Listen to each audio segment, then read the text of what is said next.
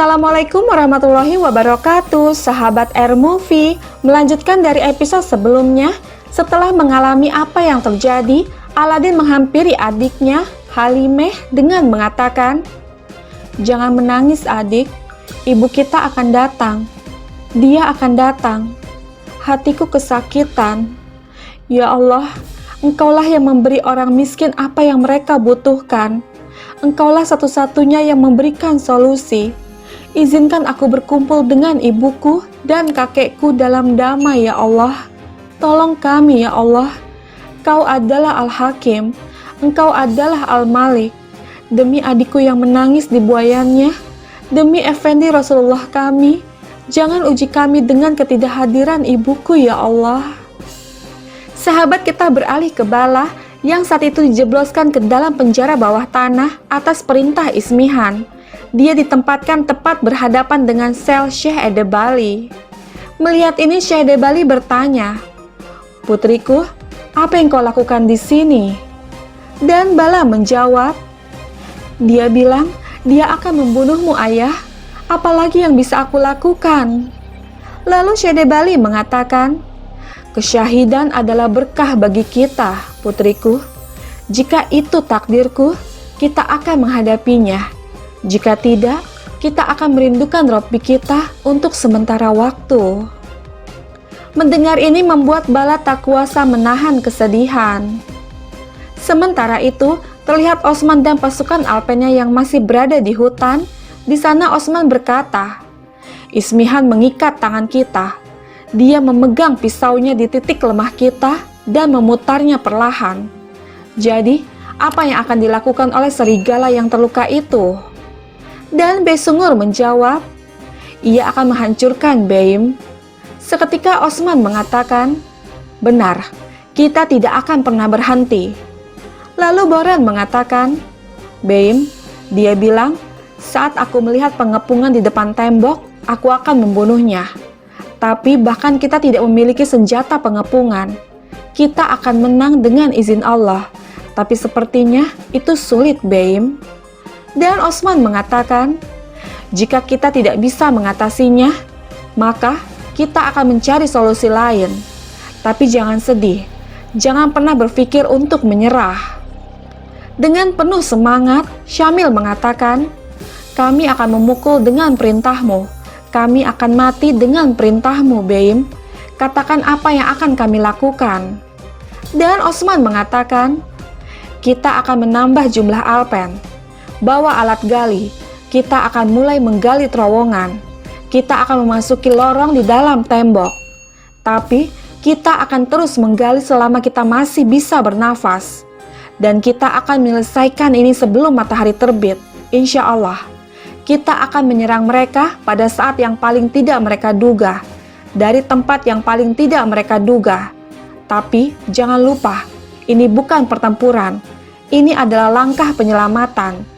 Ketika kita masuk, kita akan pergi ke ruang bawah tanah terlebih dahulu. Kita akan mengambil Bala Hatun dan Syekh Edebali.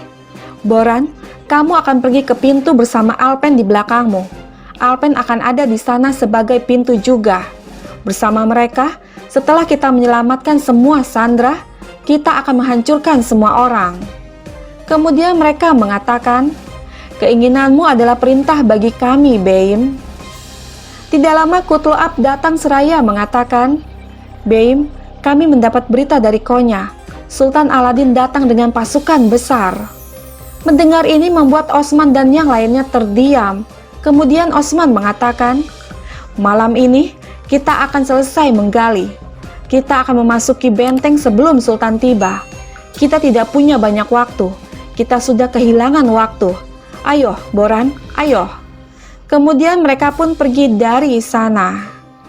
Sementara itu, Frek memasuki benteng dengan membawa karavan bersama Olof yang menyamar sebagai tentara untuk menemui Ismihan.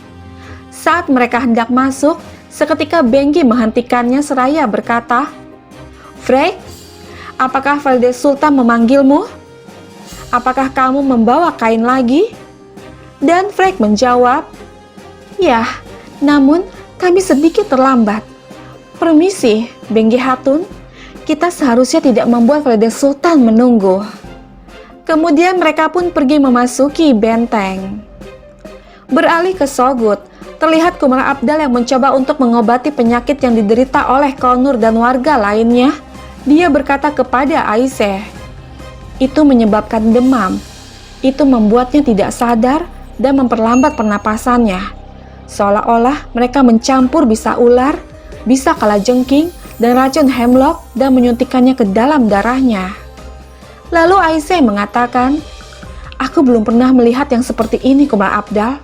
Itu terlihat seperti wabah, tetapi bukan. Dan Kumara Abdal menjawab, bukan, itu bukan wabah. Ini sesuatu yang berbeda. Itu bukan sesuatu yang pernah aku lihat. Siapa yang melakukan ini bukan dari sekitar sini. Dia sudah seperti ini selama berhari-hari. Itu memakannya perlahan.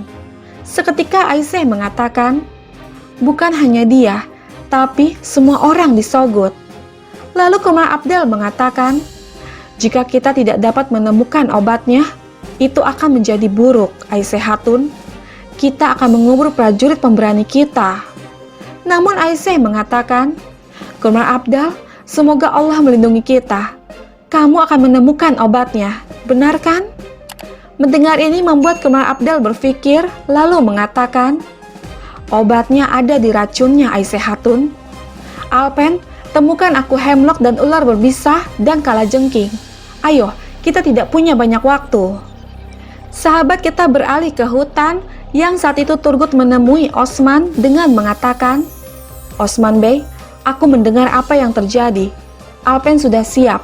Aku akan membawa orang-orang dari suku ke Inegol. Kami siap menyerang Marmaracik. Namun Osman mengatakan, kita tidak akan menyerang. Mendengar ini Turgut bertanya, lalu apa yang akan kita lakukan? Dan Osman menjawab, aku akan pergi ke Marmaracik dan aku akan membawa Hatun dan Syahimku. Kamu akan memiliki misi yang berbeda. Sultan sedang mempersiapkan pasukan besar. Kamu akan memblokir mereka. Lalu Turgut bertanya, ada berapa banyak? Kami akan memasang jebakan dan memperlambatnya. Tapi kemudian kita harus menyerang. Mendengar ini Osman bertanya, akankah kamu menyerang Sultan hanya karena aku bilang begitu? Lalu Turgut mengatakan, bagaimana lagi kita akan menghentikan mereka? Kemudian Osman mengatakan, Sultan datang ke Marmaracik untuk bertemu Ismihan. Kamu akan bertemu dengannya di jalan. Kamu akan memancingnya ke Sogod. Kita akan menjamunya di sana. Sekarang, dengarkan aku. Malam pun tiba. Di benteng Marmaracik, Ismihan menghampiri Bala dan Syekh Edebali di ruang penjara. Dengan penuh amarah, Bala mengatakan, kau akan membayar untuk apa yang kau lakukan, Ismihan. Keadilan akan ditegakkan. Namun Ismihan mengatakan, kamulah orang yang harus membayar harganya, Bala Hatun. Kamu mencoba menusukku, kamu meracuniku dan mencuri segelku. Lalu Bala mengatakan, kamu mencoba mengambil Sogod, tempat nenek moyang kami meninggalkan kami. Apakah kamu menuduhku seperti itu? Dan Ismihan mengatakan, aku tidak hanya mengambil Sogod, aku juga mengambil ayahmu. Osman Bey akan membawa Mesut, kemudian akhirmu akan datang. Menyaksikan ini Syekh Edebali mengatakan, kamu sangat sombong sehingga kamu berpikir kematian dan kehidupan berasal dari dirimu. Hanya Allah yang bisa melakukan itu. Itu tertulis dalam takdir kita. Kita akan hidup selama Allah memutuskan. Tapi siapa yang tahu? Mungkin hidupmu akan lebih pendek dari kami. Mendengar ini Ismihan bertanya, apakah kamu tahu apa yang pendek, Syekh Edebali? Mimpimu tentang sebuah negara. Itu adalah alasan yang sia-sia. Seketika Bala mengatakan, kau tidak bisa melawan mimpi dengan senjata. Bahkan jika kau bisa membunuh kami, mimpi itu akan hidup selamanya. Berapa banyak dari kami yang bisa kamu bunuh, Ismihan? Berapa banyak dari kami yang bisa kamu bunuh? Dan Ismihan menjawab, 1 dari kalian, 1000 dari kalian. puluhan ribu dari kalian, setiap orang yang memimpikan negara baru." Lalu Bala mengatakan, "Tidak ada negara bebas. Kamu memberikan negaramu kepada bangsa Mongol untuk kekuasaan." Dan Ismihan mengatakan, "Semua orang menginginkan kekuasaan, Bala Hatun. Ini yang tidak kamu mengerti. Aku bahkan akan bekerja dengan musuh dan membunuh orang-orangku. Kamu tidak bisa seberani aku. Kamu tidak bisa melakukan apa yang aku lakukan." Lalu Bala mengatakan, "Ya, aku tidak bisa melakukan itu. Kita pada akhirnya akan mati, Ismihan. Jika kamu mengambil apa yang kamu inginkan di dunia ini, kamu akan menjelaskan dirimu kepada Allah ketika kamu mati." Lalu Ismihan mengatakan, "Jangan khawatir, aku akan segera menguburmu." Kemudian Syedebali mengatakan, "Kami tidak takut mati, Ismihan. Kematian bukanlah akhir. Kamu begitu terganggu di dunia ini sehingga kamu lupa." Mendengar ini Ismihan mengatakan, "Syekh Edebali yang agung, kamu berbicara tentang kesombongan. Kamulah yang sangat sombong sehingga kamu mencoba mengelabui Valide Sultan. Beraninya kamu." Dan Syedebali menjawab, "Kami tidak sombong. Ini adalah keberanian. Setiap muslim harus berani. Jalan ini atau yang lain. Kami tidak takut untuk melawanmu." Kemudian Ismihan mengatakan, "Lihat sekelilingmu, Syedebali. Kamu berada di ruang bawah tanah." Dan Syedebali mengatakan, "Kamu pikir menempatkan kami di ruang bawah tanah adalah kemenangan? Begitukah? Dengarkan aku. Kami bangga berada di penjara bawah tanah berkat para nabi kami. Merupakan suatu kehormatan untuk berada di sumur di mana Hazrat Yusuf pernah berada. Tapi Ismihan Hatun, apa yang kamu lakukan sama buruknya dengan Fir'aun. Tunggu hari di mana kamu akan dikalahkan. Ketika saatnya tiba, kamu akan dihancurkan di jalan ini atau yang lain." Sahabat kita beralih sejenak ke Osman dan pasukan Alpennya yang sudah berada di dalam tanah, tengah menggali terowongan menuju penjara bawah tanah. Osman berkata, "Ayo Cerkutai, kita tidak punya banyak waktu. Cepatlah." "Saudara, terowongan yang kamu bicarakan ada di depan, Syamil." Lalu Boran mengatakan, "Syamil, aku tahu bahwa kita akan mendapatkan keuntungan dengan izin Allah." Namun Syamil mengatakan, "Aku lupa bahwa terowongan ditutup, Beim. Kita akan menggali lebih banyak dan mencapai terowongan, insya Allah. Ayo, kita akan pergi ke benteng dan menyerang munafik." Dan Osman mengatakan, "Insya Allah, Cerkutai, beristirahatlah sejenak. Ayo, gantian. Gubrus, kemari. Alpen, terus bekerja. Bismillahirrahmanirrahim. Gubrus, bekerja dengan keras. Bertahanlah Balah, bertahanlah Syahim." Dan mereka pun terus menggali. Kembali lagi ke Ismihan, dia berkata, "Kau cukup yakin bahwa kau benar. Yang membuatmu berakhir di sini adalah keinginan Osman akan kekuasaan, bukan aku. Kau menyalahkanku karena kejam. Tapi yang memaksaku melakukan ini adalah dirimu sendiri, pemberontakan kalian, tipu daya kalian." Lalu Syedebali mengatakan, "Ketika didorong pada kemunafikan, seseorang memiliki banyak alasan. Mereka yang memiliki sifat tamak selalu tersesat. Aku bisa melihatnya di matamu, Ismihan. Kamu takut akan nasibmu, baik di sini maupun di akhirat.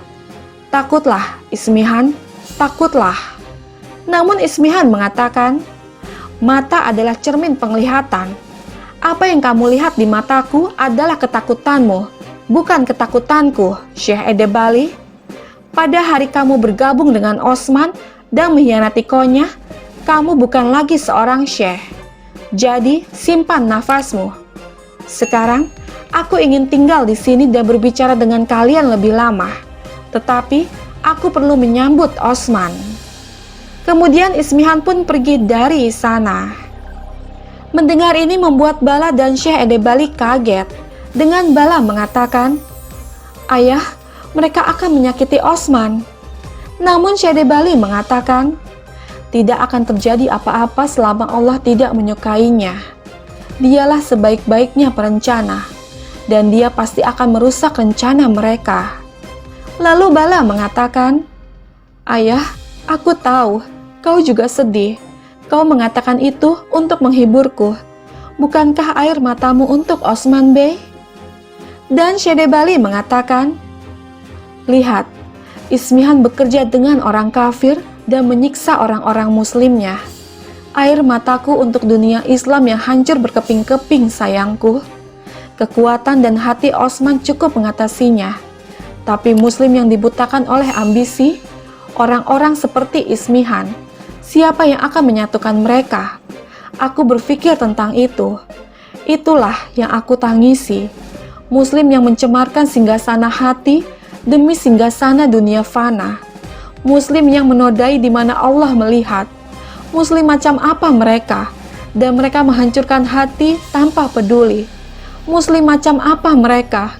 Dan mereka menumpahkan darah rakyatnya sendiri tanpa penyesalan. Aku menangis untuk hati orang-orang yang tidak bermartabat, sayangku. Singgasana mana yang bisa mengalahkan kehendak Allah? Aku menangis untuk muslim yang tidak sadar, yang tidak mengerti hal itu. Bagi umat Islam yang gagal menjadi bangsa dan saling menghancurkan kepala demi segenggam gandum. Lalu Bala bertanya, bagaimana Syehim? Bagaimana ayah? Bagaimana muslim bisa menyatukan diri? Dan Syedebali menjawab, baiklah, biarkan aku menceritakan sebuah kisah kepadamu. Tariq bin Ziyad adalah penakluk Andalusia, panglima suci. Bahkan, dia terus berjuang untuk menyebarkan firman Allah. Dan dengan rahmat Allah, dia selalu menjadi pemenang. Komandannya yang mengangkatnya menjadi seorang komandan menyuruh Tariq bin Ziyad untuk berhenti. Sementara, dia seharusnya senang bahwa Islam sedang menyebar. Namun, dia menyuruhnya berhenti. Sebenarnya, tidak ada alasan untuk berhenti. Jadi, dia tidak mematuhi komandannya untuk berhenti menyebarkan firman Allah ke seluruh dunia. Jalan Allah lebih besar dari komandanku, itu fikirnya. Tetapi, komandannya membenci Tariq bin Ziyad karena dia tidak mematuhinya.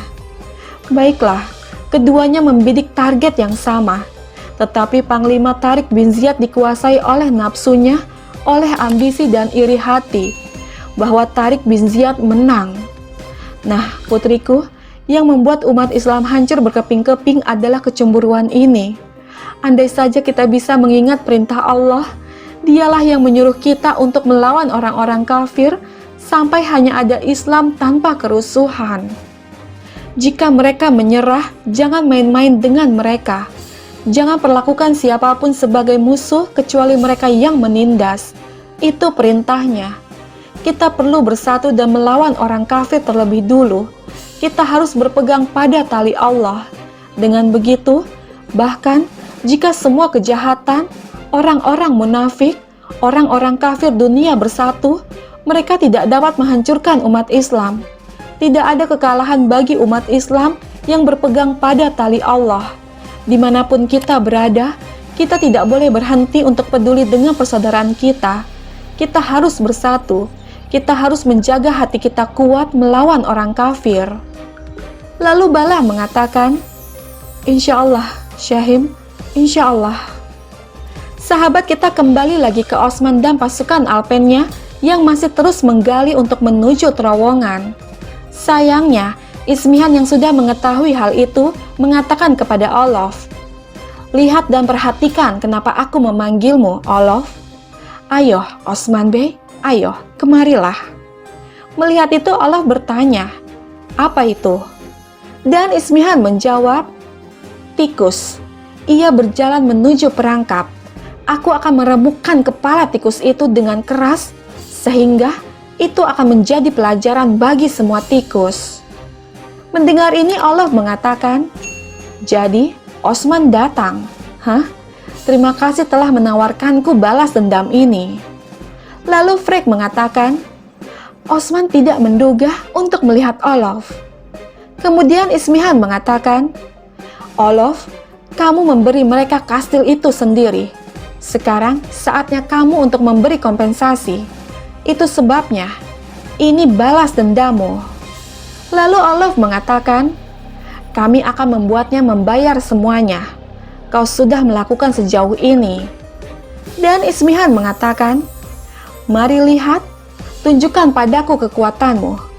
Biarkan Osman menyesal karena sudah datang ke sini." Kemudian Olof dan pasukannya pun pergi untuk menyerang Osman. Lalu Ismihan mengatakan kepada Frigg, "Frigg, kau akan pergi ke tempat lain."